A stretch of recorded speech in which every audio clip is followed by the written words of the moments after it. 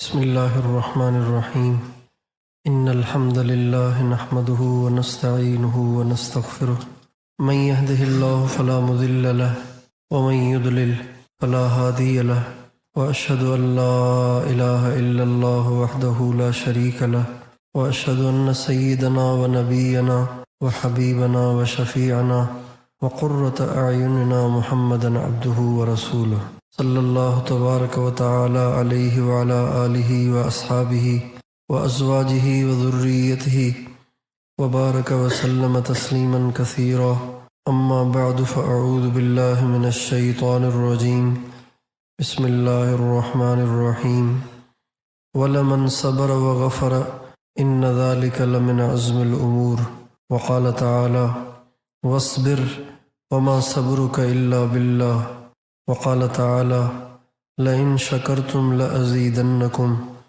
سبحان ربك رب العزة عما يصفون وسلام على المرسلين والحمد لله رب العالمين اللهم صل على سيدنا محمد وعلى آل سيدنا محمد وبارك وسلم۔ میرے محترم دوستو اور بھائیو، دنیا کی زندگی چاہے کتنی بڑی ہو، چاہے کتنی بڑی ہو اور چاہے کتنی خوبصورت ہو، لیکن 100% انسان کی مرضی کے مطابق نہیں ہو سکتی۔ اس کی دنیا میں گنجائش نہیں ہے۔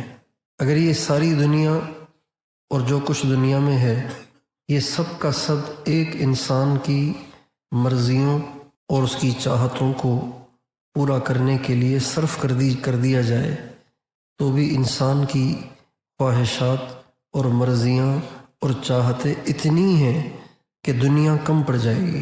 اور پھر یہ بھی ہے کہ دنیا چاہت کو پوری کرنے کی جگہ بھی نہیں ہے۔ یہ دنیا تو آزمائش ہے، امتحان ہے۔ ہمارے نبی نے اس دنیا کو جیل کہا ہے۔ جیل میں تو پریشانی ہی پریشانی ہوتی ہے، جیل میں تو کوئی مزے نہیں ہوتے۔ کبھی آپ نے سنا ہے کہ جیل میں کوئی سوئمنگ پول ہے؟ کبھی سنا کہ جیل میں کوئی پارک ہے؟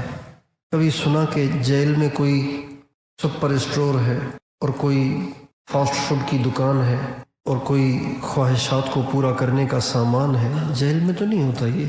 جیل تو پریشانی کی جگہ ہے۔ ہمارے نبی فرماتے ہیں الدنیا ان الدنیا سجن المؤمن، دنیا تو ایمان والے کے لیے جیل ہے۔ لہٰذا ایمان والے کو یہ سوچنا ہی نہیں چاہیے کہ مجھے مزے ملے، میری خواہشات پوری ہوں، میری مرضیاں پوری ہوں، میری چاہت کا کھانا آئے۔ اگر جیل کا کوئی قیدی کہے کہ جی مجھے سبزی پسند نہیں ہے، مجھے تو گوشت چاہیے، تو اس قیدی کو وہاں کھڑے ہوئے جو سپاہی ہیں اور تھانے دار ہیں، کیا وہ چھوٹے کا گوشت لا کے دیں گے کہ بھئی آپ تو سبزی نہیں کھاتے ہیں لہٰذا آپ کے لیے ہم چھوٹے کا گوشت بنا کے لے آتے ہیں؟ اگر وہ کہے کہ جی آئل مجھے منع ہے، تو کیا تھانے میں دیسی گھی میں اس کا سالن پکے گا؟ کیونکہ وہ تو جیل ہے، وہاں تو جو ملے اس کو برداشت کرنا ہے، اس کو بھگتنا ہے۔ تو جیل میں مزے نہیں کیے جاتے، بلکہ جیل میں جو کچھ ہو اس کو بھگتا جاتا ہے۔ یہ دنیا ہے، جو بھی حالات پیدا ہوں اس کو بھگتنا اور اس کو سہنا اور اسی میں چلنا، یہ مومن کا کام ہوتا ہے۔ جو بے ایمان ہوتا ہے وہ واویلا کرتا ہے، وہ چیختا ہے، چلاتا ہے، پریشانی کا مظاہرہ کرتا ہے، بے صبری اور ناشکری کا مظاہرہ کرتا ہے، اور چیختا چلاتا وہ ہے کہ جو اس دنیا کو جیل نہیں سمجھتا۔ اسی وجہ سے نبی کریم صلی اللہ علیہ وسلم کی پوری زندگی پریشانیوں سے تعبیر ہے۔ اللہ تعالی ہمیں موقع دے، اللہ تعالی ہمیں توفیق دے تو ہم اپنے نبی کی زندگی کو ضرور پڑھیں، شروع سے لے کے آخر تک پڑھیں۔ صرف موبائل ہی پہ اپنی زندگی برباد نہ کریں، بلکہ اپنے نبی کی زندگی کو پڑھیں۔ مستند علماء نے ہمارے نبی کی سیرت پہ ہزاروں کتابیں لکھی ہیں، ان میں طویل بھی ہیں، بہت طویل بھی ہیں، کچھ طویل بھی ہیں اور مختصر بھی ہیں۔ اپنے نبی کی سیرت کو خود بھی پڑھیں، اپنی عورتوں کو پڑھ کے سنائیں، اپنے بچوں کو پڑھ کے سنائیں۔ اپنے نبی کی سیرت کو اگر ہم پڑھ لیں تو پھر کبھی بھی ہم پریشان نہیں ہوں گے، بلکہ ہمارے نبی کی زندگی اور زندگی میں آنے والے حالات یہ ہمارے لیے بہت بڑی تسلی اور بہت بڑا آسرا بن جائیں گے۔ ہمارے حاجی صاحب ایک واقعہ سناتے تھے کہ مولانا روم رحمۃ اللہ علیہ، مولانا جلال الدین رومی رحمۃ اللہ علیہ ایک دفعہ اپنے گھر میں آئے اور بیوی سے پوچھا کچھ کھانے کو ہے؟ تو بیوی نے کہا نہیں۔ تو پریشان نہیں ہوئے، بلکہ حاجی صاحب فرماتے تھے کہ خوشی میں جھوم گئے اور کہنے لگے واہ واہ، آج ہمارے گھر میں وہ حال آیا ہے، وہ مہمان آیا ہے جو اکثر حضور کے گھر میں رہا کرتا تھا، یعنی فاقہ اور بھوک۔ تو دنیا جو ہے نا، یہ خواہشات کے پورا کرنے کی جگہ نہیں ہے، یہ دنیا مصائب کی جگہ، مسائل کی جگہ، پریشانیوں کی جگہ۔ صبح سے لے کے شام تک بہت سے کام ایسے ہوتے ہیں کہ جو ہماری مرضی کے خلاف ہوتے ہیں، ہمارا بالکل دل نہیں چاہتا، لیکن وہ ہوتے ہیں۔ کبھی گھر میں کچھ ایسا پکتا ہے جو مزاج کے خلاف ہوتا ہے، کبھی بیوی وہ بول دیتی ہے جو مزاج کے خلاف ہوتا ہے، کبھی بچے کا رویہ مزاج کے خلاف ہوتا ہے، کبھی گاہک کا رویہ اور اس کے الفاظ مزاج کے خلاف ہوتے ہیں، کبھی دکاندار کا لہجہ اور اس کا رویہ اور اس کا انداز مزاج کے خلاف ہوتا ہے، کبھی چھوٹوں کا کبھی بڑوں کا، کبھی کسی کا کبھی کسی کا، کبھی اپنوں کا کبھی غیروں کا۔ مختلف ناگواریاں انسان کو زندگی میں پیش آتی ہیں اور روزانہ پیش آتی ہیں۔ ان پریشانیوں پر ریئیکشن نہ دینا بلکہ اسے سہتے جانا اور پیتے جانا اور چپ رہنا، اس کو کہتے ہیں صبر، اس کو صبر کہتے ہیں۔ آنے والی پریشانیوں کو سہتے جانا، پیتے جانا، اس پہ ریئیکشن نہ دینا، اس کو صبر کہتے ہیں۔ قرآن مجید میں جتنی دفعہ اللہ تعالیٰ نے صبر کا تذکرہ کیا ہے، اتنی ہی دفعہ شکر کا بھی تذکرہ کیا ہے۔ اور صبر اور شکر، اس کا استعمال بھی ایک ساتھ اتنا زیادہ ہوتا ہے کہ ایسے لگتا ہے جیسے دونوں جڑواں بھائی ہیں۔ بھئی صبر شکر سے کام لو، کہتے ہیں نا، صبر شکر ہی نہیں، یہ الفاظ آپس میں کٹھے اتنے استعمال ہوتے ہیں کہ ایسے لگتا ہے جیسے دونوں جڑواں بھائی ہیں، اور حقیقت بھی یہی ہے کہ یہ دونوں جڑواں بھائی ہیں۔ بے صبری وہ کرتا ہے جو ناشکرا ہوتا ہے، اور ناشکری وہ کرتا ہے جو بے صبرا ہوتا ہے۔ شکر اور صبر کا آپس میں بڑا گہرا تعلق ہے۔ جہاں صبر ہوتا ہے وہاں شکر ضرور ہوتا ہے، اور جہاں شکر ہوتا ہے وہاں صبر ضرور ہوتا ہے۔ ایک بزرگ کی بیوی نے ایک دفعہ چائے بنائی اور اس میں ڈال دی، چینی کی بجائے اس میں ڈال دیا ٹکا کے نمک۔ اب چائے کڑوی ہو گئی۔ اب انہوں نے جو پی نا، جب انہوں نے پی تو بیوی نے چائے بنا دی کڑوی۔ اب انہوں نے چائے پی لیکن کوئی ناگواری کا اظہار ہی نہیں کیا۔ بچی ہوئی کسی نے پی تو پتہ چلا کہ تو کڑوی تھی، تو کسی نے پوچھا کہ آپ نے اف تک بھی نہیں کی، کڑوی چائے پی لی؟ تو فرمانے لگے ساری زندگی ان ہاتھوں سے میٹھی چائے پی ہے، آج کڑوی پلا دی اور میں پھر بے صبری کا مظاہرہ کروں تو شرم آتی ہے، اچھا نہیں لگتا۔ تو ساری زندگی میٹھی چائے پی ہے، اس احسان کا شکریہ ہے، اس لیے اس کی طرف سے ملنے والی کڑوی چائے پہ صبر کی توفیق ہے۔ شکر ہوگا تو صبر ہوگا، صبر ہوگا تو شکر ہوگا۔ اور یہ دونوں صفات اتنی عظیم شان صفات ہیں کہ اگر اللہ تعالیٰ کسی کو دے دے تو جنت اس کی دنیا بھی جنت بن جاتی ہے۔ یہ اتنی عظیم شان صفتیں ہیں۔ نبی کریم صلی اللہ علیہ وسلم کے اندر یہ دونوں صفات کمال درجے میں تھیں، اور جو جتنا زیادہ اللہ کے قریب ہوتا ہے اس میں اتنی زیادہ یہ صفات اپنے کمال کے ساتھ ظہور پذیر ہوتی ہیں۔ قرآن مجید میں اللہ تعالیٰ نے صبر کرنے کے بہت سے فضائل سنائے ہیں، صبر کرنے پر بہت سے انعامات بتائے ہیں، صبر کرنے پر بہت سے انعامات بتائیں۔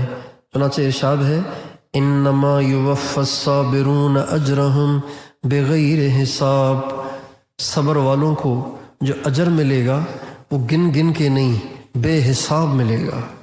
اور یہ بھی اس کا مطلب بنتا ہے انما یوفی الصابرون اجرہم بغیر حساب، صبر والوں کو جو جنت میں اللہ داخل کرے گا وہ حساب کتاب لے کر نہیں، بغیر حساب کے داخل کرے گا۔ ہر انسان قبر سے اٹھے گا، قبر سے اٹھنے کے بعد اس کی قیامت میں پیشی ہوگی، اللہ کے سامنے حاضری ہوگی، اور پھر ہر بات کا فَمَن يَعْمَلْ مِثْقَالَ ذَرَّةٍ خَيْرًا يَرَهُ وَمَن يَعْمَلْ مِثْقَالَ ذَرَّةٍ شَرًّا يَرَهُ، میزان قائم ہوگی، نیکیوں کو بھی تولا جائے گا، برائیوں کو بھی تولا جائے گا۔ جس کی نیکیاں بڑھ گئیں اس کے لیے جنت کا فیصلہ، جس کی برائیاں بڑھ گئیں اس کے لیے جہنم کا فیصلہ۔ یہ ایک عدالت ہوگی جو قیامت میں قائم ہوگی۔ لیکن جو صبر والے ہوں گے اللہ تعالیٰ ان کو میدان محشر کی مشقت میں داخل ہی نہیں کرے گا، بلکہ جب وہ قبروں سے اٹھ کے محشر کی طرف آئیں گے تو اللہ تعالیٰ فرمائیں گے ان سے کوئی حساب نہیں، ان کو جنت میں بھیج دو۔ یہ صبر پہ ملے گا۔ جو لوگ اللہ تعالیٰ کی طرف سے آنے والی مصائب اور پیش آنے والی ناگواریوں اور طبیعت کے خلاف حالات اور طبیعت کے خلاف باتوں پہ صبر کرتے ہیں اور برداشت کرتے ہیں اور پیتے رہتے ہیں، اتنا بڑا اللہ ان کو انعام دے گا، حساب نہیں ہوگا ان سے۔ بلکہ یوں بھی آتا ہے کہ ایک مجمع ہوگا، وہ جنت کی طرف جا رہا ہوگا، حساب بھی نہیں دیا ہوگا انہوں نے، تو جب وہ جنت کی طرف جانے لگے گا تو فرشتے کہیں گے بھی کہاں جا رہے ہو، حساب دو تو پہلے، ایسے ہی جا رہے ہو؟ تو وہ کہیں گے ہمارا کوئی حساب نہیں۔ کا کیوں؟ کہ نحن اہل الصبر، ہم صبر والے ہیں، اور صبر والوں کا اللہ حساب نہیں لے گا۔ تو صبر کرنا اتنی بڑی نعمت ہے، اور اللہ تعالیٰ نے صبر پر ایک ایسا وعدہ کیا ہے، ایک ایسا وعدہ کیا ہے، ایک ایسا وعدہ کیا ہے کہ انسان کو کینچیوں سے بھی قطر دیا جائے تو بھی صبر کرنا آسان ہو جائے گا اگر اس انعام کا احساس ہو۔ چنانچہ اللہ تعالیٰ فرماتے ہیں ان اللہ مع الصابرین، جو لوگ صبر کرتے ہیں نا میں خود ان کے ساتھ ہوں، میں خود ان کے ساتھ ہوں۔ صبر کرنے والوں کے ساتھ خود اللہ ہے، فرشتے نہیں ہیں، اللہ خود ان کے ساتھ ہے، صبر کرنے والوں کے ساتھ۔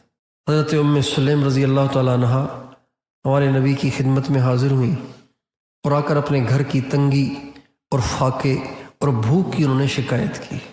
آپ علیہ السلام نے فرمایا یا ام سلیم اصبری، اے ام سلیم صبر کر۔ حضرت ام فاطمہ رضی اللہ تعالیٰ عنہا نے آپ سے گھر کی تنگی اور مشقت اور پریشانی کی شکایت کی، آپ نے فرمایا بیٹی صبر کر۔ ہمارے نبی کو کفار نے مارا، بے اکرامی کی، اما فاطمہ رضی اللہ تعالی عنہا پریشان ہوئیں تو آپ نے فرمایا، حضرت زینب رضی اللہ تعالی عنہا پریشان ہوئیں اور روئیں، آپ نے فرمایا بیٹی رو نہیں، صبر کر۔ آپ سفر سے واپس تشریف لائے تو آپ کے چہرے پر گرد و غبار اور کپڑے میلے ہو رہے تھے اور عجیب و غریب آپ کی صورتحال تھی۔ آپ کی عادت شریفہ یہ تھی کہ آپ سفر سے تشریف لاتے تو سب سے پہلے اپنی بیٹی فاطمہ سے ملاقات کرتے۔ جب ان کے گھر میں آئے سیدھے سفر سے ان کے پاس تشریف لائے ان کو دیکھنے کے لیے، ان سے ملنے کے لیے، اور اما فاطمہ نے آپ کا یہ حال دیکھا تو وہ رونے لگیں۔ آپ نے فرمایا بیٹی صبر کر۔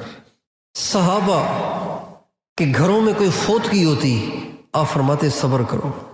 حضرت معاذ بن جبل کے بیٹے کا انتقال ہوا، معاذ بن جبل رضی اللہ تعالی عنہ کے بیٹے کا انتقال ہوا۔ اولاد کی جو موت ہے یہ دنیا کے زخموں میں سب سے گہرا زخم ہے۔ دنیا کے جتنے زخم ہیں، دنیا کے جتنے دکھ ہیں، ان دکھوں کی شدت کو اگر کسی ترازو میں تولا جا سکے تو ان دکھوں میں سب سے بھاری وزن وہ اولاد کی موت کا ہے، اولاد کے دکھوں کا ہے۔ اللہ تعالیٰ ہمارے حضرت جی دعا کرتے ہیں یا اللہ ہمیں اولاد کے دکھوں سے بچا، اولاد کی پریشانیوں سے بچا۔ یہ دکھ سب سے گہرے ہوتے ہیں، یہ دکھ سب سے بھاری ہوتے ہیں، یہ دکھ سب سے زیادہ شدید ہوتے ہیں، یہ دکھ سب سے زیادہ پریشان کن ہوتے ہیں۔ حضرت معاذ بن جبل کے بیٹے کا انتقال ہو گیا، آپ علیہ السلام نے ان کو خط لکھا، فَلْتَصْبِرْ وَلْتَحْتَسِبْ، معاذ صبر کر، صبر۔ ایک عورت کے بیٹے کا انتقال ہوا تو وہ عورت چیخ رہی، چلا رہی، بہت زیادہ بے صبری کا مظاہرہ کر رہی۔ تھوڑی دیر کے بعد اس نے کہا یا رسول اللہ اب میں صبر کرتی ہوں۔ فرمایا نہیں، صبر پہلی دفعہ ہوتا ہے، تم نے ساری بھڑاس نکال لی، اب کیا صبر ہوگا؟ صبر اس وقت ہوتا ہے جب اندر میں بھڑاس ہوتی ہے، بھڑاس ہوتی ہے۔ جیسے کولڈ ڈرنک کے اندر آپ نمک ڈال دیں نا تو وہ ابل کر باہر آتی ہے، دیکھا ہے کہ نہیں دیکھا؟ بھائی ہلو تو صحیح، بولو تو صحیح۔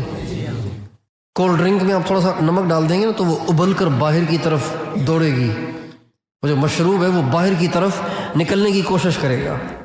تو جب انسان کو ناگواری ہوتی ہے نا تو بالکل کولڈ ڈرنک کی طرح سے وہ ابل کر باہر نکلنا چاہتا ہے۔ اس وقت جو اپنے آپ پہ کنٹرول کرے یہ صبر ہے۔ انما الصبر عند الصدمۃ الاولی، جو پہلا جوش ہوتا ہے نا انسان کے اندر، جو ناگواری کی وجہ سے، دکھ اور تکلیف اور پریشانی کی وجہ سے جو پہلا جوش ہوتا ہے، اس جوش کو دبانا اور پی جانا، اس کو صبر کہتے ہیں۔ اور جیسے مراقبے سے ایمان بڑھتا ہے، تلاوت سے ایمان بڑھتا ہے، دعوت دینے سے ایمان بڑھتا ہے، ذکر سے ایمان بڑھتا ہے، درود پڑھنے سے ایمان بڑھتا ہے، دعوت دینے سے ایمان بڑھتا ہے، تبلیغ میں جانے سے ایمان بڑھتا ہے، اللہ والوں کی صحبت میں بیٹھنے سے ایمان بڑھتا ہے نا، ایسے ہی صبر سے بھی ایمان بڑھتا ہے۔ صبر کرنے سے ایمان بڑھتا ہے۔ آپ اس کا تجربہ کر لیجئے، آپ کو کسی نے عجیب و ایسی بات کہہ دی کہ آپ جل گئے، لیکن آپ پی گئے، کچھ نہیں کہا آپ نے، چپ۔ اب وہ پیپسی ابل رہی ہے، اندر باہر نکلنا چاہ رہی ہے، لیکن آپ نے اس کو ڈھکن دے کے ٹائٹ کر دیا ہے۔ اب آپ بیٹھے ہوئے ہیں، چپ چپ چپ، بول نہیں رہے۔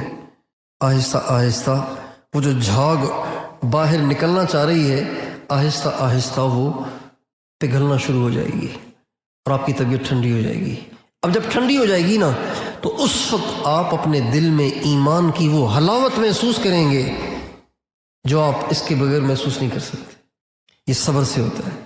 جو جتنا زیادہ صبر کرے گا اس کا اللہ سے اتنا زیادہ تعلق بنے گا۔ جو جتنا زیادہ ناگواریوں کو برداشت کرے گا وہ اتنا زیادہ اللہ کے قریب ہوگا۔ جو جتنا زیادہ ناگواریوں کو برداشت کرے گا اتنا زیادہ اس کا ایمان مضبوط ہوگا۔ ہمارے بعض ساتھی کہتے ہیں کہ جی گئے تھے، جماعت میں گئے تھے لیکن سارے نئے تھے، آپس میں لڑتے ہی رہتے تھے، فائدہ نہیں ہوا۔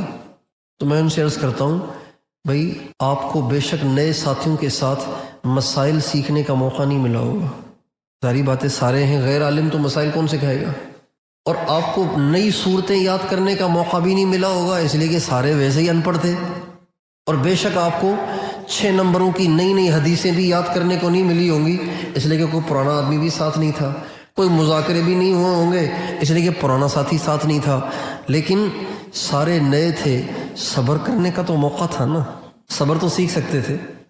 یہ صبر بھی سیکھنے کی چیز ہے۔ کم قسمتی سے آج ہم نے مادیت سے متاثر ہونے کی وجہ سے دین کی بھی وہ چیزیں منتخب کی ہوئی ہیں سیکھنے کے لیے جن کا تعلق ظاہر کے ساتھ ہے۔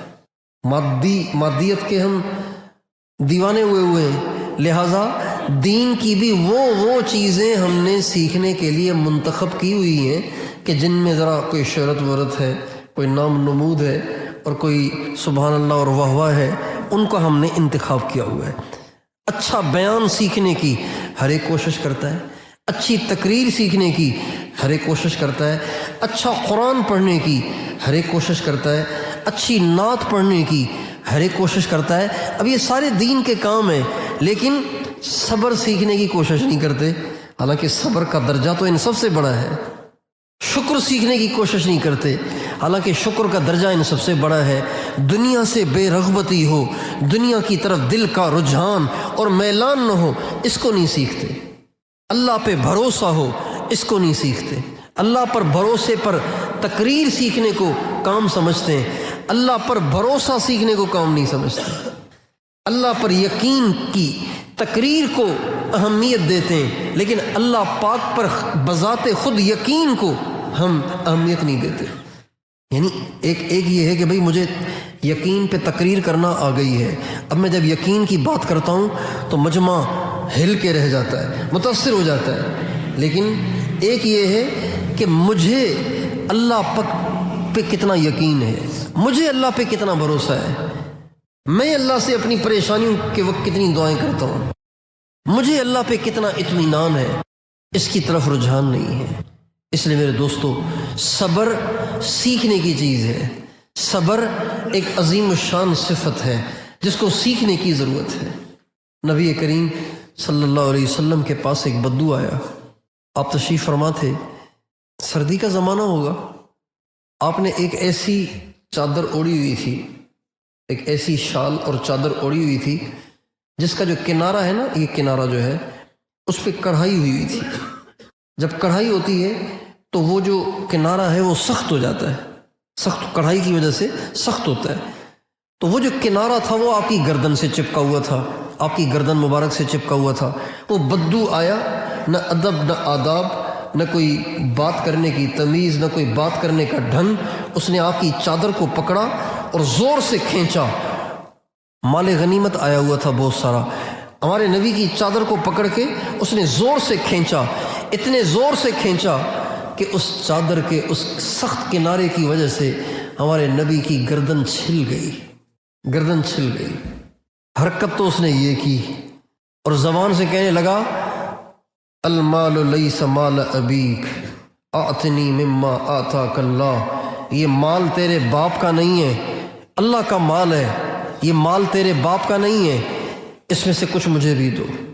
یہ ہمارے نبی سے اس نے کہا۔ حدیث میں آتا ہے آپ علیہ السلام اس کی طرف دیکھ کے مسکرائے، پھر فرمایا مال تو دوں گا لیکن اس کا بدلہ تو دو، یہ مجھے زخمی کر دیا تم نے۔ پھر فرمایا بے شک مال اللہ کا ہے، کسی کا نہیں ہے۔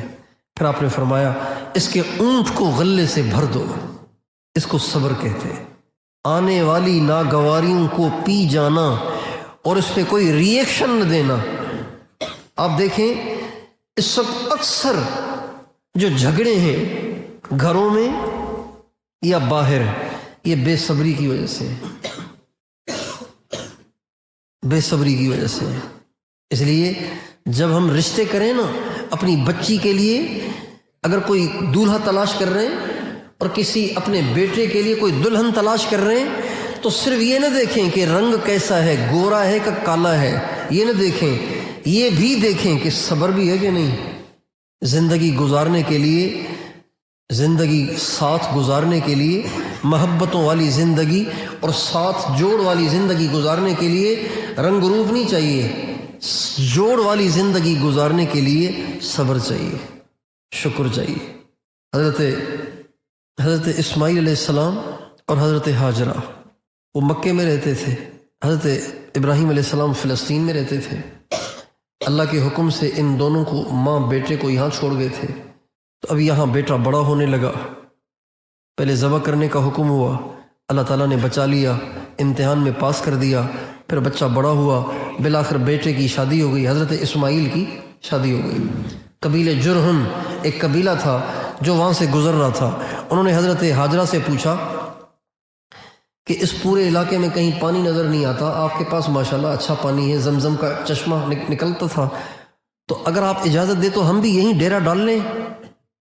پہلے زمانے میں لوگ رہنے کے لیے وہ جگہ تلاش کرتے تھے جہاں پانی ہو، چونکہ پانی بنیادی ضرورت ہے، وہاں رہتے تھے، وہاں اپنے گھر بناتے تھے، اور ایسے گھر تو ہوتے نہیں تھے، کچے مکان، جہاں بیٹھے مکان بنا لیا، 2-4 دنوں میں مکان بن جاتا تھا، کوئی مکان بنانا مشکل نہیں ہوتا تھا۔ تو حضرت ہاجرہ نے کہا رہنا ہے تو بے شک رہو، لیکن پانی ملکیت میری ہے، استعمال کرنا چاہتے ہو بے شک کرو، لیکن ملکیت میری ہے، سنو پانی پہ قابض ہو جاؤ تم۔ اجازت دے دی، قبیلے بنی جرہم وہاں رہنے لگا، اور پھر آہستہ آہستہ تعلقات بڑھے تو انہوں نے اپنی بیٹی حضرت اسماعیل کو دے دی، حضرت اسماعیل علیہ السلام کی شادی ہو گئی۔ حضرت ابراہیم علیہ السلام تشریف لائے اپنے بیٹے سے ملنے کے لیے، تو آئے تو ان کے گھر میں ایک عورت بیٹھی ہوئی ہے۔ حضرت اسماعیل کا پوچھا کہ میں ان کی بیوی ہوں، وہ شکار کے لیے گئے ہوئے ہیں۔ کہا اچھا، تو تمہارا کیا حال ہے، گھر کیسا چل رہا ہے؟ کہا بس کیا بتاؤں، بہت پریشان ہے، بہت تنگی ہے، بڑی تکلیف ہے، گزارا نہیں ہو رہا، بہت پریشان ہے، وسائل ہی نہیں ہیں یہاں پہ، کہاں سے کھائیں گے، کیا کریں گے، زندگی اجیرن بنی ہوئی ہے۔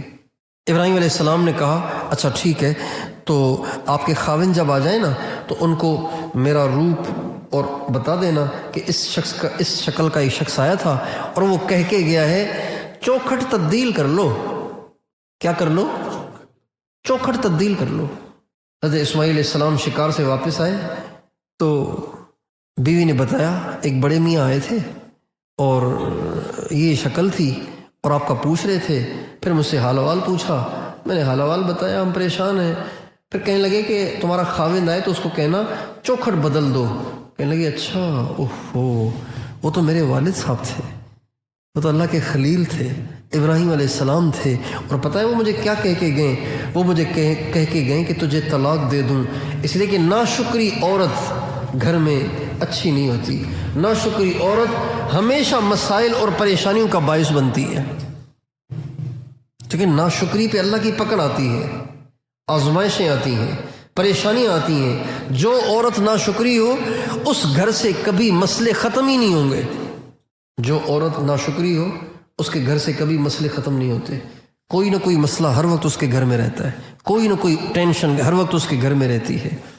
آپ علیہ السلام نے عید کی نماز پڑھائی، عید کی نماز پڑھا کے آپ نکلے تو ایک جگہ عورتوں کا مجمع تھا، آپ ان کے پاس سے گزرے تو گزرتے گزرتے آپ نے فرمایا تصدقن یا معشر النساء فانی اریتکن اکثر اہل النار، اے عورتوں خوب صدقہ خیرات کیا کرو، اس لیے کہ جب میں جہنم کو دیکھنے گیا تھا تو زیادہ عورتیں تھیں جہنم میں جلنے، مرد تھوڑے تھے، عورتیں جہنم میں زیادہ جل رہی تھیں۔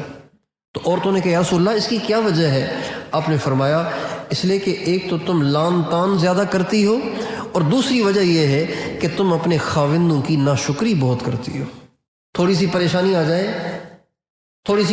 جائے تو عورتیں کہتی ہیں اس گھر میں تو میں نے سکھ دیکھا ہی نہیں، اس وجہ سے تم دوزخ میں زیادہ جاؤ گی۔ تو ابراہیم علیہ السلام فرمانے لگے، ابراہیم علیہ السلام فرما کے گئے چوکھٹ بدل دو، یہ چوکھٹ ٹھیک نہیں ہے۔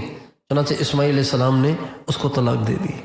کچھ عرصے کے بعد پھر تشریف آئے تو پھر حضرت اسماعیل نہیں تھے۔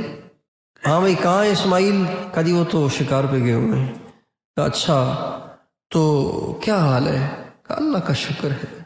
اچھا وہ کیسے؟ زمزم پیتے ہیں، شکار کا گوشت کھاتے ہیں، اور کیا چاہیے، مزے لگے ہوئے ہیں، اللہ کا شکر ہے، مزے ہی مزے ہیں۔ ابراہیم علیہ السلام فرمانے لگے خاوند آ جائے تو اس کو سلام کہنا اور کہنا اس چوکھٹ کو مضبوطی سے پکڑے رہنا، جانے نہ دینا، یہ چوکھٹ بڑی برکت والی ہے۔ وہ آئے تو آ کے سارا پیغام سنایا تو حضرت اسماعیل علیہ السلام فرمانے لگے وہ میرے ابا محترم تھے اور وہ یہ کہہ کے گئے ہیں اس بیوی کی قدر کرنا، اس کو چھوڑنا نہیں، یہ بیوی بڑی نصیبوں والی ہے، اس لیے کہ یہ شکر گزار ہے۔ آپ اندازہ لگائیے اللہ تعالیٰ نے کتنا بڑا وعدہ کیا ہے شکر پر، انسان کو اپنی نعمتیں دینے کا، شکر پر نعمتیں دینے کا کتنا بڑا وعدہ ہے۔ حضرت امام جعفر صادق رحمۃ اللہ علیہ فرماتے ہیں مجھے حیرت ہے اس شخص پر جو نعمتوں میں اضافہ چاہتا ہے اور شکر نہیں کرتا۔ اب آپ سنیے اللہ کیا فرماتے ہیں، وَإِذْ تَأَذَّنَ رَبُّكُمْ لَئِن شَكَرْتُمْ لَأَزِيدَنَّكُمْ وَلَئِن كَفَرْتُمْ إِنَّ عَذَابِي لَشَدِيدٌ۔ تمہارے رب نے یہ اعلان کر دیا ہے، تمہارے رب نے یہ اعلان کر دیا ہے۔ آگے اعلان کرنے سے پہلے یوں نہیں فرمایا ان شکرتم، لَئِن شَكَرْتُمْ، پکی بات ہے اگر تم نے یہ کیا تو یہ ہونا ہے۔ کیا؟ لَئِن شَكَرْتُمْ، اگر تم ہو گئے شکر گزار اور تم اللہ کی نعمتوں کی قدردانی کرنے والے بن گئے، اللہ کی نعمتوں کو ماننے والے بن گئے، اللہ کی نعمتوں کا احساس کرنے والے بن گئے، تو کیا ہوگا؟ لَأَزِيدَنَّكُمْ، میں تمہاری نعمتوں کو ضرور بڑھاؤں گا، میں تمہاری نعمتوں کو ضرور بڑھاؤں گا، میں تمہاری نعمتوں کو ضرور بڑھاؤں گا۔ 3 دفعہ کہا ہے اللہ نے۔ کتنی دفعہ کہا ہے بتائیے؟ کتنی دفعہ کہا ہے؟ 3 دفعہ کا مطلب ہوتا ہے بس اب اس میں شک وک کرنے کی گنجائش نہیں ہے۔ علماء کہتے ہیں جب اللہ تعالیٰ 3 دفعہ ضرور کہہ دے نا تو اس میں وہ طاقت آ جاتی ہے جو قسم میں طاقت ہوتی ہے۔ جو طاقت قسم میں ہے نا، ایک آدمی قسم کھا کے جو بات کرے اس بات میں جو قوت آ جاتی ہے نا قسم کھانے سے، جو شک و شبہ ختم ہو جاتے ہیں، بالکل اسی درجے کی قوت اور اسی درجے شک و شبہ کا ازالہ ہو جاتا ہے اس کلام میں جس کلام میں اللہ تعالیٰ 3 دفعہ لفظ ضرور کا استعمال کرے۔ اللہ تعالیٰ فرماتے ہیں اگر تم شکر کرو گے تمہاری نعمت بڑھاؤں گا، نعمتیں اور دوں گا، نعمتیں اور دوں گا، نعمتیں اور دوں گا، ضرور بضرور دوں گا۔ اب بتائیے اللہ تعالیٰ کی نعمتوں کی شکر گزاری سے نعمتوں کا بڑھنا یقینی ہو گیا کہ نہیں ہو گیا؟ تو شکر کرنا کتنی بڑی بات ہوئی۔ اعملوا آل داود شکرا وقلیل من عبادی الشکور، اے داود کے گھر والوں شکر کرو، میرے بہت تھوڑے بندے ہیں جو شکر کرتے ہیں۔ کہیں 100 آدمی بیٹھے ہوں، ان 100 سے آپ دکھ درد پوچھنا شروع کریں، ان 100 میں سے شاید کوئی ایک ایسا آپ کو ملے جو یوں کہے اللہ کا شکر ہے، اتنی نعمتیں ہیں گنتی نہیں اس کی۔ ان 100 میں سے شاید ایک ملے، لیکن شاید نہ ملے۔ اگر 1000 ہوں تو شاید میں سے ایک نکلے، اور شاید وہ بھی نہ نکلے۔ اگر 1,00,000 آدمی جمع ہوں تو شاید میں سے کوئی 2-3 آدمی آپ کو مل جائیں جو یوں کہیں اللہ کا شکر ہے، اتنی نعمتیں ہیں جس کا کوئی اندازہ ہی نہیں۔ میں نے اپنے حضرت جی کو ایک دفعہ فون کیا، اور ان ایام میں فون کیا جن ایام میں وہ بہت پریشان تھے، اتنے پریشان تھے کہ کسی دنیا دار پہ اتنی پریشانی آ جائے تو وہ خودکشی کر لے، اتنے پریشان تھے۔ ان ایام میں نے حضرت کو کال کی، میں نے کہا السلام علیکم حضرت، میں عبداللہ عرض کر رہا ہوں۔ تو فرمائیں گے جی۔ میں نے کہا حضرت طبیعت ٹھیک ہے آپ کی؟ فرمانے لگے اللہ کریم کی بڑی مہربانیاں ہیں، اللہ کریم کی بڑی مہربانیاں ہیں، اللہ کریم کا بہت احسان ہے۔ یہ بہت کو بہت کھینچا۔ جس وقت انسان پہ پریشانی آتی ہے نا، اس وقت اس وقت جب پریشانی ایک ہوتی ہے، اس وقت ہزاروں اللہ کی نعمتیں اس پر ہوتی ہیں، ہزاروں نعمتیں نظر نہیں آتی، وہ ایک پریشانی نظر آتی ہے۔ ایک استاد صاحب نے اپنے بچوں کی سوچ کو پازیٹیو کرنے کے لیے اس نے ایک ہیلا بنایا۔ ہیلا یہ بنایا کہ ایک سفید بورڈ تھا، اس کے اوپر اس نے ایک کالے مارکر سے نقطہ لگایا، سب سے کہا دیکھو یہ کیا ہے، دیکھو یہ کیا ہے، بورڈ کی طرف اشارہ کر کے کہا دیکھو یہ کیا ہے، بولو بولو بولو۔ سب نے کہا جی کالا نقطہ ہے۔ کیا ہے؟ بولو۔ کتنا بڑا؟ اتنا سا۔ اور بورڈ کتنا بڑا؟ اتنا سارا۔ تو فرمانے لگے یہی تو بات ہے نا کہ ہمارا پازیٹیو ذہن نہیں ہے، نیگیٹو ذہن ہے۔ اتنا بڑا سفید بورڈ تمہیں نظر نہیں آ رہا، میں تو اس کی طرف اشارہ کر کے کہہ رہا ہوں، اور تمہیں کالا نقطہ نظر آ رہا ہے، بس کالا نقطہ ہے۔ یہ کوئی نہیں کہہ رہا کہ جی سفید بورڈ ہے، تھوڑا سا اس پہ نقطہ بھی ہے، لیکن ہے سفید بورڈ۔ اللہ تعالیٰ فرماتے ہیں وَقَلِيلٌ مِّنْ عِبَادِيَ الشَّكُورُ، میرے بندوں میں سے بہت تھوڑے ہیں جو شکر گزار ہیں، اکثر نا شکر ہیں۔ وَإِن تَعُدُّوا نِعْمَةَ اللَّهِ لَا تُحْصُوهَا إِنَّ الْإِنسَانَ لَظَلُومٌ كَفَّارٌ، اگر تم میری نعمتوں کو گننا چاہو تو گنتی بھی نہیں کر سکتے، بے شک انسان بڑا ظالم ہے اور بڑا ناشکرہ ہے۔ ایک ہوتا ہے کافر، وہ کہتے ہیں ناشکرے کو، ایک ہوتا ہے کفار یعنی بہت ناشکرہ۔ جیسے اردو زبان میں کہیں گے نا، ایک ایک کھانے والا، ایک ایک پیٹرو، دونوں میں فرق ہے نا، یہ بھی کھانے والا ہے وہ بھی کھانے والا ہے، لیکن وہ بہت زیادہ کھانے والا ہے، اس لیے اس کو پیٹرو کہتے ہیں۔ کھانے والا پیٹرو، یہ پیٹو مبالغے کا صیغہ ہے، یعنی بہت زیادہ کھانے، یعنی اس کو پیٹری کی لگی رہتی ہے بیچارے کو۔ اسی طرح ایک ایک کافر ناشکرا، ایک ایک کفار بہت ناشکرا۔ اللہ تعالیٰ فرماتے ہیں انسان تھوڑا ناشکرا نہیں، بہت ناشکرا ہے، ظالم بھی ہے۔ ظالم اس لیے ہے کہ جو نعمتیں جہاں استعمال کرنی چاہیے وہاں نہیں کرتا، کہیں اور کرتا ہے۔ نگاہ دی تھی کہ اللہ کی نشانیوں کو دیکھ کر اس کی عظمت کو جانے اور پہچانے، اور کان دیے تھے کہ اللہ کی آیات اور نصیحتوں کو سن کر، واعظ و نصیحت کو سن کر ہدایت کو حاصل کرے۔ زبان دی تھی کہ اس سے اللہ کا ذکر کرے، اللہ کا نام لے، نبی پہ درود پڑھ کے اپنے دل کو روشن کرے، اپنی جنت بنائے۔ لیکن نگاہوں سے عورتوں کو دیکھنے لگ گیا، کانوں سے گانے سننے لگ گیا اور میوزک سننے لگ گیا، زبان سے بجائے اللہ کا نام لینے کے اس سے گالی گلوچ کرنے لگ گیا، اوروں پہ تنقید اور تبصرے کرنے لگ گیا، اوروں کی غیبتیں کرنے لگ گیا، اوروں کی دل آزاریاں کرنے لگ گیا۔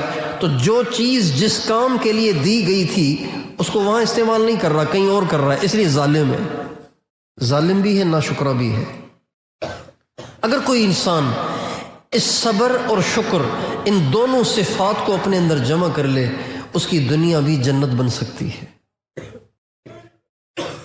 آپ کسی کے گھر پہ جائیں، وہ آپ کے لیے دسترخوان بچھائے، اس دسترخوان پہ بریانی بھی ہے، وائٹ قورمہ بھی ہے، کڑھائی بھی ہے، اور اس پر حیدرآباد کی کیا کہتے ہیں اس کو، میٹھی چیز نہیں ہوتی وہ جو ربڑی بھی ہے، اور اس پر گلتی بھی ہے۔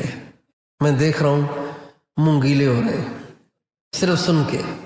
گلتی بھی ہے، اور اس پر مالٹے بھی ہیں، سردیاں آ رہی ہیں، سردیاں آ گئی ہیں، مالٹے بھی ہیں، اور اس پہ پسند کی کولڈ ڈرنک بھی ہے، ہر چیز رکھی ہوئی ہے۔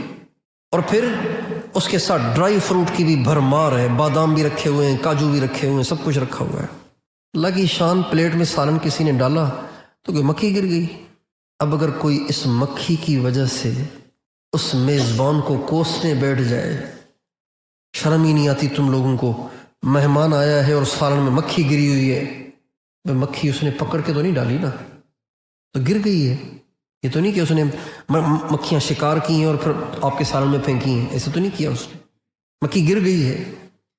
ایک مکھی کے گر جانے کی وجہ سے آپ نے اس کی بریانی پہ جو خرچہ ہوا، اور اس کی بیوی نے جو چولہے پہ کھڑے ہو کے بریانی بنائی، کڑھائی بنائی، قورمہ بنایا، گلتی بنائی، کیا کیا چیزیں آپ کے لیے تیار کی، آپ ان سب کو نظر انداز کر کے اس کی مکھی کو لے کے بیٹھ جائیں اور پھر فیس بک پہ پوسٹ بھی چلا دیں کہ جی آج ہم فلاں کے گھر مہمان بن کے گئے تھے، اور اتنے عظیم الشان مہمان، لیکن سالن جو پیش کیا تو اس میں مکھی گری ہوئی تھی۔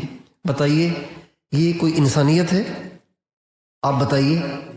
بس یہی بات ہے، اللہ تعالیٰ کو یہی اپنے بندوں سے شکایت ہے۔ چنانچہ فرماتے ہیں جعل لکم السمع والابصار والافئدہ قلیلا ما تشکرون، آنکھیں دیں، کان دیے، دل دیا، اتنا کچھ دیا، لیکن پھر بھی شکر نہیں کرتے ہو تم۔ قلیلا ما تشکرون، یہ جملہ اللہ تعالیٰ نے قرآن پاک میں کئی جگہ کہا ہے، قلیلا ما تشکرون، بہت تھوڑا شکر کرتے ہو تم۔ قلیل من عبادی الشکور، بہت تھوڑے بندے ہیں جو شکر کرتے ہیں۔ حضرت عزیر علیہ السلام کو اللہ تعالیٰ نے ایک دفعہ وحی بھیجی اور فرمایا یا عزیر ان اصابتک مصیبت فلا تشکنی الی خلقی، عزیر جب میری طرف سے کوئی پریشانی آئے نا تو مخلوق کے سامنے میری شکایت نہ لگایا کرو۔ قاری صاحب مفت میں قرآن پڑھاتے ہیں، سبق کچا سنایا، انہوں نے تھپڑ مار دیا، اب جا کے گھر سنائے گا کہ آج مجھے قاری صاحب نے مارا ہے، تھپڑ مارا ہے۔ بتائیے قاری صاحب کو اچھا لگے گا؟ بولیے بھائی، بولو نا۔ ایک خاوند اپنی بیوی کو کما کے کھلاتا ہے، اس کی خدمت کرتا ہے، اس کے لیے دارو دوا لاتا ہے، اس کی ہر قسم کی ضرورتیں پوری کرتا ہے۔ ایک دفعہ کسی بات پہ ڈانٹ دیا، فوراً ماں کو فون کھڑکا دیا کہ اس سے میری شادی کروائی ہے، آج اس نے مجھے ڈانٹا ہے۔ خاوند کو اچھا لگے گا؟ بولیے بھائی، اچھا نہیں لگے گا نا؟ بس اللہ کو بھی اچھا نہیں لگتا جب ہم اللہ کی طرف سے آنے والی پریشانیوں کے گلے شکوے مخلوق سے کرتے ہیں، تو اللہ کو بھی اچھا نہیں لگتا۔ اے عزیر، میری طرف سے کوئی پریشانی آئے تو مخلوق کو میری شکایت نہ لگایا کرو، اس لیے کہ تمہارے گناہ بھی تو میرے لیے مصیبتیں ہیں، میں نے تو کبھی فرشتوں سے شکایت نہیں کی۔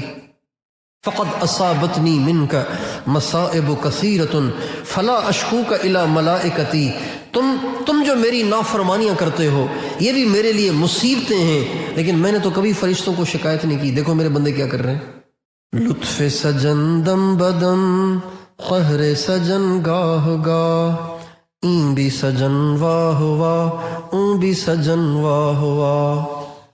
نعمتیں اس کی زیادہ ہیں، پریشانیاں اس کی تھوڑی ہیں، تو صرف اللہ تعالیٰ کی نعمتیں لیتے رہنا اور پریشانیوں کو دھتکارتے رہنا اور اسے ناگواری کا اظہار کرنا یہ بندگی نہیں ہے۔ اس کا مطلب تو ہوا میٹھا میٹھا ہپ ہپ اور کڑوا کڑوا تھو تھو۔ تو صبر شکر والی زندگی گزاریں گے انشاءاللہ۔ ناگواری آئے تو کیا کرنا ہے؟ چیخنا ہے، چلانا ہے، لوگوں کو بتانا ہے، ریئیکشن دینا ہے، یا اسے پینا ہے؟ برداشت کرنا ہے۔ جب ہم برداشت کریں گے اللہ سے تعلق بڑھے گا، اللہ تعالیٰ سے تعلق۔ اچھا، بعض لوگ یہ بھی بہت سے دیندار لوگ یہ بھی سمجھتے ہیں کہ اللہ تعالیٰ سے جو تعلق بڑھتا ہے نا، وہ اللہ کے کام میں آنے والی ناگواریوں کو برداشت کرنے سے بڑھتا ہے۔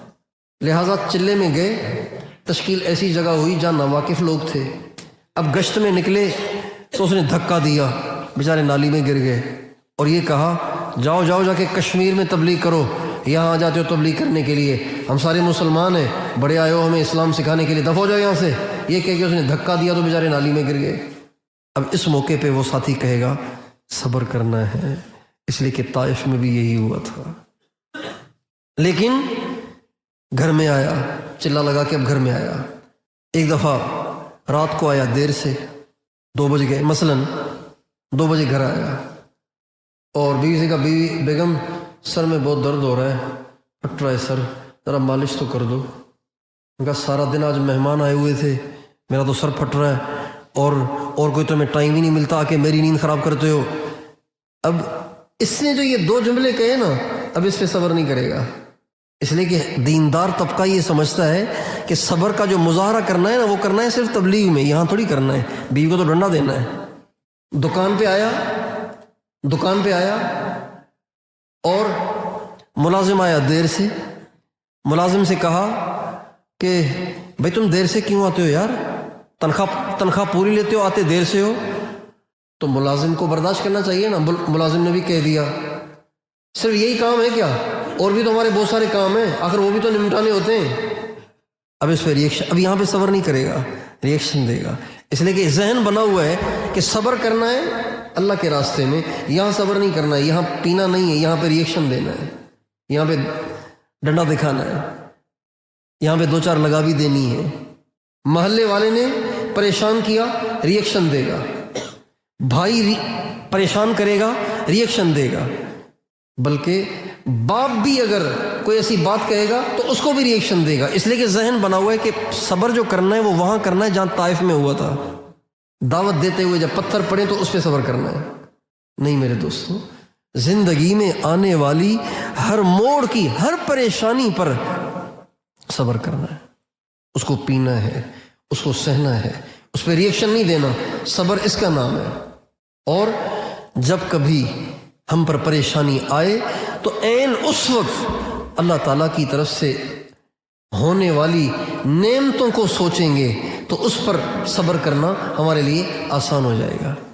حضرت عروہ ابن زبیر کو اس زمانے کے جو بنو امیہ کے بادشاہ تھے، انہوں نے ان کو بلوایا اور کہا کہ بہت عرصہ ہوا ہے آپ کی زیارت نہیں ہوئی، آپ تشریف لائیں، آپ سے بیٹھیں گے، بات کریں گے، ملیں گے۔ یہ چلے گئے، اپنے بیٹے کو بھی ساتھ لے گئے۔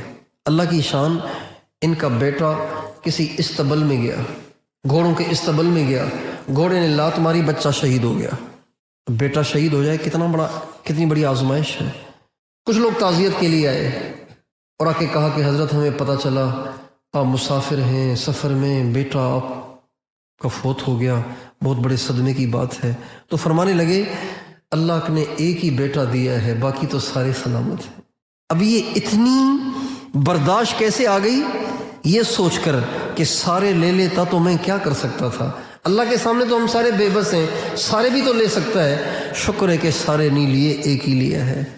نعمتوں کو سوچ کر آنے والی پریشانی پر صبر کرنے میں مدد ملی۔ تو گویا یہ ایک نسخہ ہے کہ جب اللہ تعالیٰ کی طرف سے ناگواری آئے، اللہ تعالیٰ کی طرف سے پریشانی آئے، تو اللہ پاک کی طرف سے عین اس وقت جو نعمتیں ہو رہی ہیں ان کو سوچا جائے تاکہ صبر کرنے کی قوت اور طاقت پیدا ہو۔ اور حدیث میں آتا ہے جب تم پہ پریشانیاں آئیں تو میری پریشانیوں کو سوچا کرو تو تمہاری پریشانیاں تمہارے لیے سہل ہو جائیں گی۔ حضرت شیخ الحدیث مولانا محمد زکریا صاحب نے ایک عورت کا واقعہ لکھا ہے کہ وہ مدینے میں رہتی تھی، سید خاندان سے تھی، لیکن وہ بھولی بھالی سیدھی سادی تھی، تو وہاں کے لڑکے اس کو چھیڑتے تھے، تنگ کرتے تھے۔ تو ایک دفعہ پریشان ہو کر وہ آ کے روضہ اقدس پہ کھڑی ہوئی، آپ علیہ السلام کی قبر مبارک کے پاس آ کے کھڑی ہوئی اور آ کے کہنے لگی یا رسول اللہ مجھے یہاں کے لڑکوں نے بہت تنگ کیا ہے، میں بہت پریشان ہوں۔ تو قبر شریف سے آواز آئی اما لک فی اسوۃ فاصبری کما صبرت، کیا تیرے لیے میری زندگی نمونہ نہیں ہے؟ تو بھی ایسے صبر کر جیسے میں نے صبر کیا، تو بھی ایسے صبر کر جیسے میں نے صبر کیا۔ اور یہ جو صبر کرنے والا ہوتا ہے نا، صبر کرنے والا یہ ری ایکشن دینے والے سے زیادہ خطرناک ہوتا ہے۔ صبر کرنے والا بدلہ لینے والے سے زیادہ خطرناک ہوتا ہے، اس لیے کہ جو صبر کرتا ہے اس کا انتقام لینا اللہ کے ذمے ہو جاتا ہے، اور اللہ جس سے انتقام لے تو پھر اس کی خیر نہیں۔ ایک بزرگ کے ساتھ ایک شخص نے بہت بدتمیزی کی، بہت برا بھلا کہا، بہت بے عزتی کی، تو حضرت نے اپنے مریدین میں سے کسی سے کہا بھاگ کے جاؤ اس کو ایک مکہ مار کے آؤ، اس لیے کہ اس نے مجھے برا بھلا کہا ہے۔ جس کو کہا اس نے تھوڑا سا توقف کیا، تھوڑی دیر لگا دی، اتنے میں وہ شخص دھڑام سے گرا اور مر گیا، اس کی گردن ٹوٹی اور مر گیا۔ تو حضرت فرمانے لگے اسی لیے تو میں تمہیں کہتا تھا نا کہ بھاگ کے ایسے مکہ مار تاکہ چھوٹا سا انتقام ہو جائے، اگر ہم صبر کریں گے پھر اللہ اس سے انتقام لے گا، اور تم نے دیر کی، اللہ نے لے لیا اس سے انتقام۔ اس لیے اگر ہم کسی کو پریشان کریں اور وہ صبر کا مظاہرہ کرے، اس سے زیادہ ڈرنا چاہیے جو ہم سے لڑ بھی لے اور ہم سے انتقام بھی لے لے اور ہم سے بدلہ بھی لے لے، اس سے زیادہ ڈرنا چاہیے اس آدمی سے، صبر کرنے والے سے زیادہ ڈرنا چاہیے۔ حدیث میں آتا ہے جب کسی پہ ظلم ہوتا ہے، کسی کو پریشان کیا جاتا ہے، تو اور پھر وہ اللہ سے دعا کرتا ہے، اللہ تعالیٰ فرماتے ہیں میری عزت کی قسم ضرور تیری مدد کروں گا، لَأَنصُرَنَّكَ وَلَوْ بَعْدَ حِينٍ، تھوڑی دیر ہو سکتی ہے لیکن تیری مدد ضرور کروں گا۔ اور حدیث میں آتا ہے مظلوم کی میں ضرور مدد کرتا ہوں چاہے وہ کافر ہی کیوں نہ ہو۔ اس لیے ہمیں صبر کے ساتھ اور شکر کے ساتھ زندگی گزارنی ہے، اور کبھی بھی اللہ تعالیٰ کی نعمتوں سے غافل نہیں ہونا۔ جب ہم اللہ تعالیٰ کی نعمتوں سے غافل ہوں گے تو ناشکری پیدا ہو جائے گی۔ جس کو یہ یاد ہو کہ میرے ابا نے بچپن سے کیسے کما کے مجھے پال پوس کے بڑا کیا، کیا کیا میرے لیے مشقتیں اٹھائیں، کتنی بھاری بھاری فیسیں میری برداشت کی، اور میں بیمار ہو جاتا تھا کیسے مجھے کندھے پہ اٹھا کے وہ ہسپتالوں میں پھرا کرتے تھے، کتنی مہنگی مہنگی دوائیاں انہوں نے مجھے دلوائیں، اور کتنے میرے لاڈ اور پیار اٹھائے۔ یہ ساری باتیں جسے یاد ہوں، اس کو بڑا ہونے کے بعد اگر باپ ڈانٹے تو بتائیے اس کو غصہ آئے گا باپ پہ؟ بتائیے بھائی، بولیے تو صحیح۔ اگر یہ ساری باتیں اس کو یاد ہیں، اور اگر یہ ساری باتیں یاد نہیں ہیں، اگر باپ ڈانٹے گا تو کہے گا کہ پاگل ہو گیا ہے، ڈانٹتا رہتا ہے ہر وقت، پاگل ہو گیا ہے ہر وقت ڈانٹتا رہتا ہے۔ یاد نہیں ہوگی تو پھر یوں کہے گا۔ اس لیے اللہ تعالیٰ کی نعمتیں یاد رہنی چاہیے۔ ہمارے نبی نے اما عائشہ رضی اللہ تعالی عنہا کو ایک دفعہ فرمایا، عائشہ اگر تو جنت میں میرے ساتھ رہنا چاہتی ہے تو 4 کام کر۔ کتنے کام کر؟ جنت میں میرے ساتھ رہنا ہے تو 4 کام کر۔ ہمیں بھی یہ 4 کام کرنے چاہیے۔ اگر ہم 4 کام کریں گے تو ہم بھی حضور کے ساتھ جنت میں رہیں گے۔ 1، مسکینوں سے محبت کر، ان کو قریب کر، یعنی غریبوں سے۔ پہلا کام کیا ہے؟ سب بتائیں۔ غریبوں سے محبت کر۔ آج ہم زیادہ محبت کن سے کرتے ہیں؟ بولو بھائی۔ مالداروں سے زیادہ محبت کرتے ہیں، غریبوں کو تو کوئی پوچھتا ہی نہیں۔ غریب ہونا ہمارے زمانے کا سب سے بڑا عار، سب سے بڑا عیب، سب سے بڑا فالٹ ہو گیا ہے۔ اگر کوئی غریب ہے تو یہ بیچارہ کسی کام کا نہیں ہے، معاشرے میں سر اٹھا کے چلنے کا بھی نہیں ہے۔ آپ علیہ السلام فرماتے ہیں، عائشہ اگر جنت میں میرے ساتھ رہنا ہے تو مسکینوں سے محبت کر، ان کو قریب کر۔ 1۔ دوسرا، وَلَا تَسْتَخْلِقِي ثَوْبَكِ حَتَّى تُرَقِّعِيهِ، جب تک کپڑے میں پیوند نہ لگ جائے تب تک اس کپڑے کو پرانا نہ سمجھنا، ابھی بھی وہ نیا ہی ہے۔ ہاں، پیوند لگ جائے تو اب سمجھو کہ پرانا ہو گیا ہے۔ یعنی زیادہ بننے سنورنے کی فکر میں نہ رہنا، یہ مطلب ہے اس بات کا۔ عورتوں کو ذرا یہ فکر زیادہ ہوتی ہے نا بننے سنورنے کی، ہر فنکشن کے لیے الگ جوڑا چاہیے ہوتا ہے ان کو، ہر پارٹی کے لیے الگ جوڑا چاہیے ہوتا ہے، ہر شادی کے لیے الگ جوڑا چاہیے ہوتا ہے، عقیقے کے لیے الگ جوڑا چاہیے ہوتا ہے، منگنی کے لیے جوڑا چاہیے ہوتا ہے۔ تو اب علیہ السلام گویا اما عائشہ کے دل سے لباس اور کپڑے اور میک اپ اور بننے سنورنے اور زیور، ان چیزوں کی گویا اما عائشہ کے دل سے رغبت کو نکال رہے ہیں کہ عائشہ یہ سب چیزیں ایسی نہیں ہیں کہ ان کی طرف بہت زیادہ رغبت اور میلان ہونا چاہیے۔ یہ 2 باتیں ہو گئی۔ تیسری بات، کبھی بھی دنیا کے لحاظ سے، ہاں عائشہ ہمیشہ دنیا کے لحاظ سے اپنے سے نیچے والوں کو دیکھنا، اوپر والوں کو نہ دیکھنا۔ ہمیشہ دنیا کے لحاظ سے اپنے سے نیچے والوں کو دیکھنا، اوپر والوں کو نہ دیکھنا۔ نیچے والوں کو دیکھو گی تو شکر پیدا ہوگا، اوپر والوں کو دیکھو گی تو ناشکری پیدا ہوگی۔ ایک آدمی کے پاس مکان ہے سیمنٹ کا بنا ہوا، اس میں کہیں ٹائل کہیں ماربل نہیں ہے۔ اس کو عالی شان بنگلے والوں کو نہیں دیکھنا چاہیے، اس کو جھونپڑے والوں کو دیکھنا چاہیے۔ اے بیچارے کیسے اتنی سردی میں کیسے زندگی گزرے گی، ٹینٹوں میں بیٹھے ہوئے، شدید بارشیں ہوتی ہیں، چھتیں بہہ جاتی ہیں، جھونپڑے والے کہاں جاتے ہوں گے؟ ان کو دیکھا کر، ان کو نہ دیکھنا، ناشکری ہوگی۔ ان کو دیکھو گے شکر پیدا، یا اللہ تیرا شکر ہے، تو نے جھونپڑا تو دیا، تو نے گھر تو دیا ہے نا، کم از کم بہتا تو نہیں ہے نا۔ یہ 3 باتیں ہو گئی۔ چوتھی بات آپ نے فرمایا، عائشہ دین کے لحاظ سے اپنے سے ہمیشہ اوپر والوں کو دیکھنا تو آگے بڑھنے کا شوق پیدا ہوگا۔ نیچے والوں کو نہ دیکھنا، اوپر والوں کو دیکھنا۔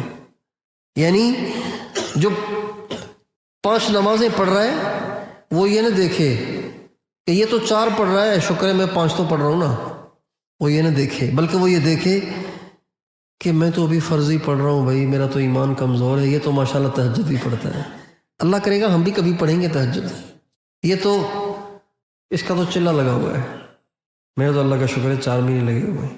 یہ نہ دیکھیں، بلکہ یہ دیکھیں کہ ماشاءاللہ اس کے کتنے سفر ہو گئے، میں تو ابھی 4 مہینے میں ہی پھنسا ہوا ہوں۔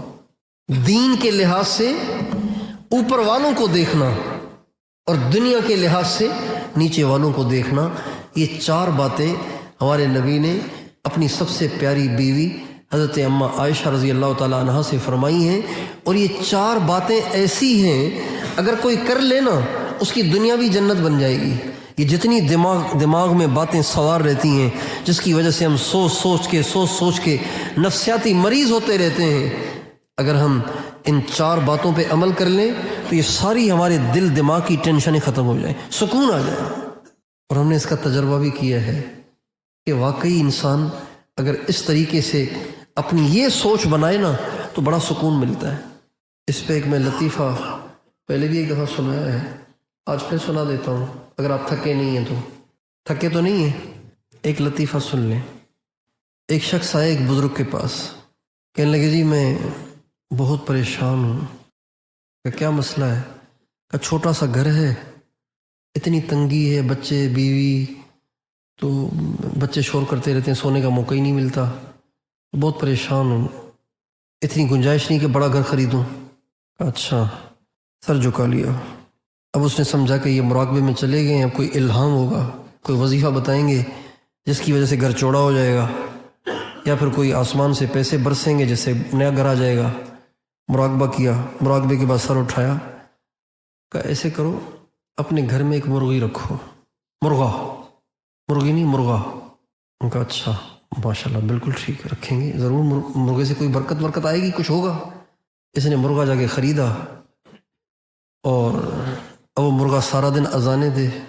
پہلے تو بچے چیختے تھے، اب مرغا بھی چیخے سارا دن۔ مشکل سے لوڈ شیڈنگ کا زمانہ، نیند ویسے ہی نہ آئے، نیند آئے 2 بجے کے بعد اور یہ 4 بجے چیخنا شروع کر دے، اور جگہ جگہ بیٹ، جگہ جگہ بیٹ۔ بیوی نے کہا کیا تم نے مصیبت میرے سر میں ڈال دی ایک اور؟ پہلے میں بچوں سے تنگ آئی ہوں، تم نے آ کے مرغا کھڑا کر دیا، اب کون بیٹیں صاف کرے گا اس کی؟ ان کا بھی بزرگ نے بتایا انشاءاللہ کچھ ہوگا، کچھ ہونے والا ہے۔ جب زیادہ ٹینشن دیا بیوی نے اور زیادہ پریشر آیا اور خود بھی پریشان کیا مرغے نے، ہر وقت اذان، ہر وقت اذان، ہر وقت اذانیں، تو کچھ دنوں کے بعد پھر آیا، کہا حضرت آپ کا کام تو میں نے کر لیا لیکن پریشانی ابھی گھٹی نہیں ہے۔ کہا اچھا، پھر مراقبے میں چلے گئے۔ سر اٹھایا اور کہا ایک بکری باندھو گھر میں، ایک بکری خریدو، اس کو گھر میں باندھو۔ کہا اچھا ٹھیک ہے، بکری سے شاید کچھ معجزہ ہوگا۔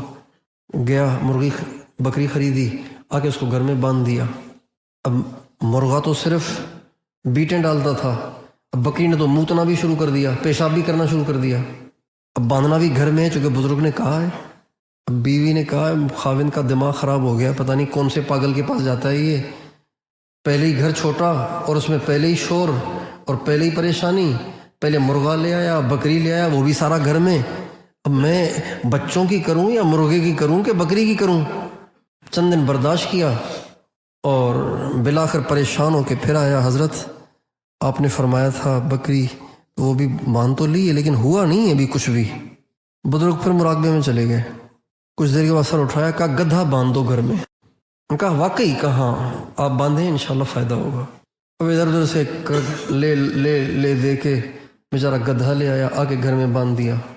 ٹینشن تو تھی کہ بیوی کچھ کہے گی، لیکن اب بزرگ کی بات نہ مانے تو بھی نقصان کا اندیشہ ہوتا ہے، لہذا کہ گدھا باندھ دیا۔ چھوٹا سا گھر، پہلے ہی جگہ نہیں، مرغا بھی آ گیا، بکری بھی آ گئی، گدھا بھی آ گیا۔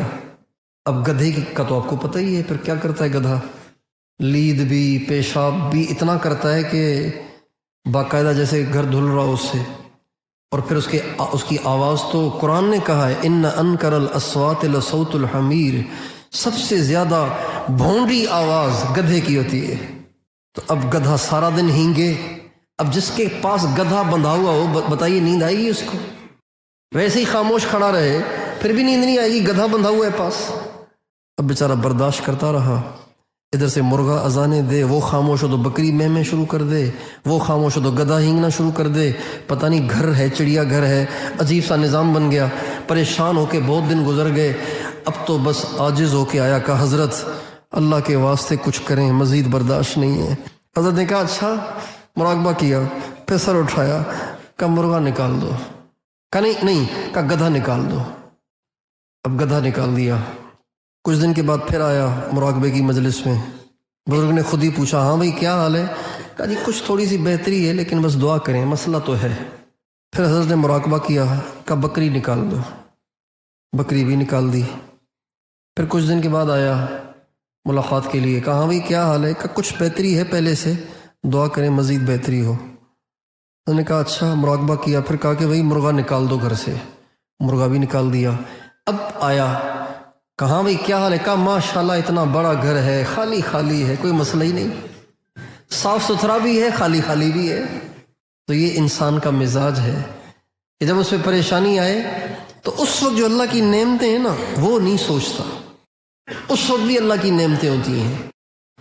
جب مرغا نہیں تھا، گدھا نہیں تھا، بکری نہیں تھی، اتنی ساری نعمتیں تھیں گھر میں اور صاف ستھرا گھر تھا، تو بچہ تو گھر میں ہوتا ہی ہے، لیکن وہ سمجھ میں نہیں آ رہی تھی۔ لیکن جب ساتھ گدھا بھی بندھا اور بکری بھی بندھی اور مرغا بھی آیا اور اس نے اذانیں دیں تو عقل ٹھکانے آئی کہ نہیں بھائی، گھر بڑا ہے اور تنگی نہیں ہے اور صاف ستھرا بھی ہے اور گھر میں سکون بھی ہے۔ تو اس لیے میں اور آپ اس کی نیت کریں کہ ہمیشہ جب کبھی بھی اللہ پاک کی طرف سے کوئی آزمائش، کوئی تکلیف، کوئی پریشانی آ جائے تو ہم نے اس وقت کیا سوچنا ہے؟ اللہ پاک کی نعمتوں کو سوچنا ہے اور صبر کا مظاہرہ کرنا ہے اور شکر کا مظاہرہ کرنا ہے۔ ہمیشہ اللہ کی نعمتوں کو سوچنا، اللہ کی نعمتوں کا تذکرہ، اللہ کی نعمتوں پہ اللہ کا شکریہ ادا کرنا ہے۔ اللہ تعالی ہمیں اور آپ کو صبر اور شکر والی زندگی گزارنے کی توفیق عطا فرمائے۔ اگر یہ زندگی ہم گزارنے لگ جائیں تو دنیا ہی ہماری جنت بن سکتی ہے۔